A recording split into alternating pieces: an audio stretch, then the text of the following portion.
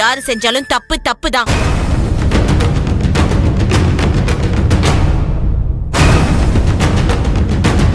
அது உன் அண்ணனா இருந்தாலும் சரி, நீயா இருந்தாலும் சரி.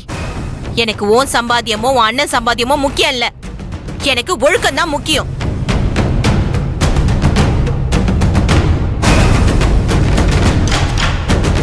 உங்களெல்லாம் ஆளாக்கறதுக்கு நான் எவ்வளவு உழைச்சிருக்கேன் தெரியுமா?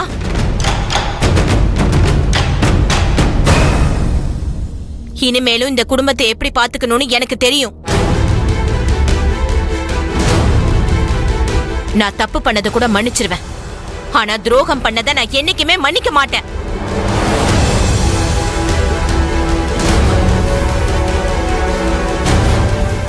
அது என்னைக்குமே என் மனசுல ஆறாத வலியாதான் இருக்கும். யாரு என்ன சொன்னாலும் சரி, இனிமே அவ இந்த வீட்ல இருக்க கூடாது. முதல்ல வெளியில போ சொல்ல அவளை. விடுங்க. நான் எதுக்கு இந்த வீட்டை விட்டு போகணும்?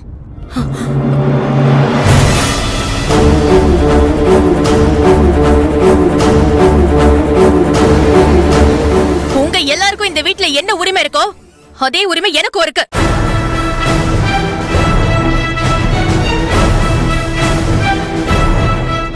ஆமா, நான் பண்ணது தப்புதான், ஒத்துக்கிறேன். நான் இல்லன்னு சொல்லல.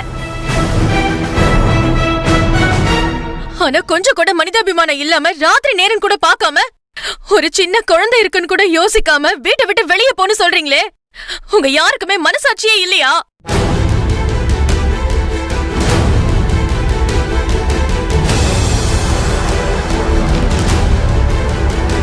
ரத்னா, நீ எதுவும் பேசாத. போதும், நிறுத்துங்க. இப்படி பேசாதன்னு சொல்லிதான் இப்ப இந்த நிலைமையில வந்து நிக்கிறோம். இத்தனை வருஷமா இந்த குடும்பத்துக்காக எவ்வளவு பண்ணிருக்கீங்க, உழைச்சு கொட்டிருக்கீங்க. இந்த வீட்டு கடன் எல்லாத்தையுமே அடைச்சிருக்கீங்க. இது எல்லாத்தையுமே பண்ணது யாரு? நீங்க.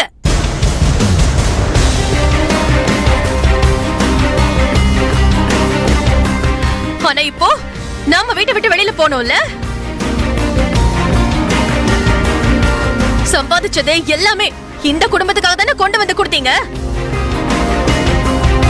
நமக்காக ஏதாவது சேர்த்து வச்சீங்களா? அம்மா, தம்பி, தங்கச்சின்னு இவங்களுக்காக மட்டும்தான் யோசிச்சுக்கிட்டு இருந்தீங்க.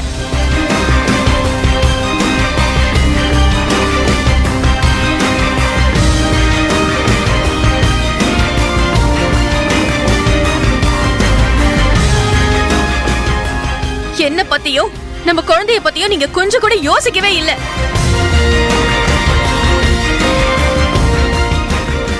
அதனாலதாங்க நாம இது எல்லாத்தையும் அனுபவிச்சுக்கிட்டு இருக்கோம்.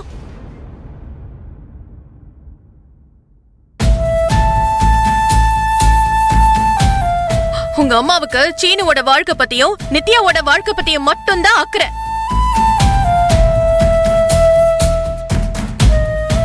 உங்களை பத்தியோ என்ன பத்தியோ, ஏன் நம்ம குழந்தைய பத்தியோ கூட அக்கறை கிடையாது.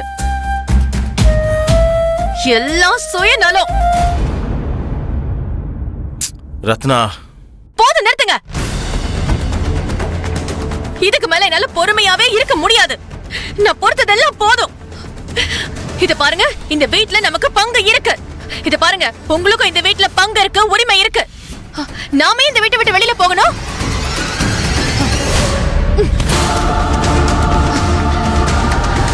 நான் இந்த வீட்ல தான் இருப்பேன்.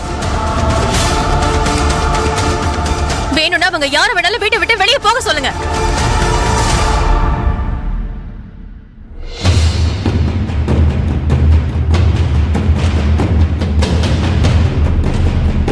இவ்ளோ தூரம் வந்ததுக்கு அப்புறம் நான் என் முடிவை சொல்றேன். எல்லாரும் நல்லா கேட்டுக்குங்க.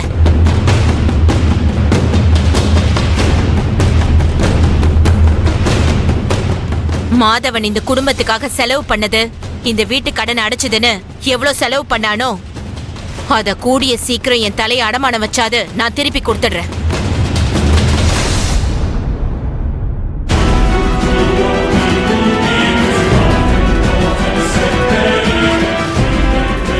அது வரைக்கும் நீங்க இந்த வீட்ல இருக்கலாம்.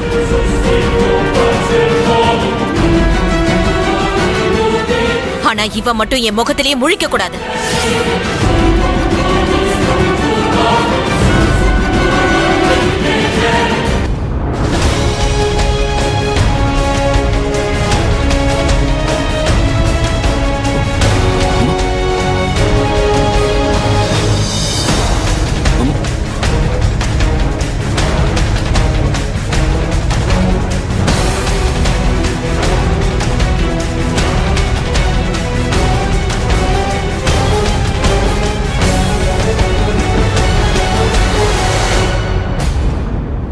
வாம்மா.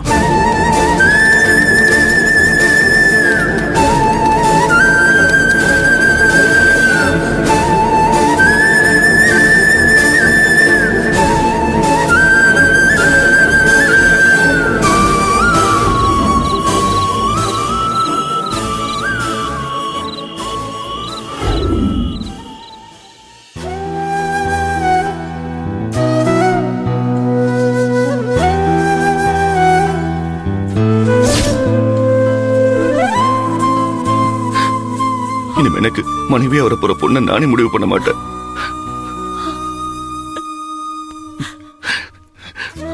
நீங்களும் அண்ணனும் சொல்ற பொண்ணதான் நான் கல்யாணம் பண்ணுவேன். இது நமக்குள்ள தெய்வம். ராஜா அம்மன் மேல சத்தியமா.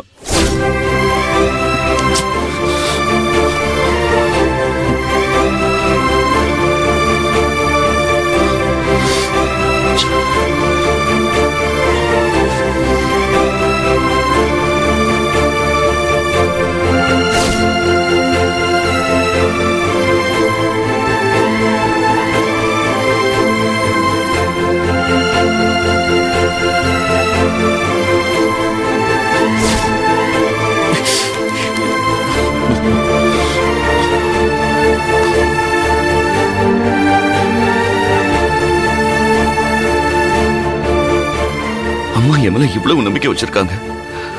நான் எப்படி ரஞ்சனியை லவ் பண்ண முடியும்? அவங்க நம்பிக்கையை நான் கெடுக்கலாமா? ஏய் சீனு, நான் தான்.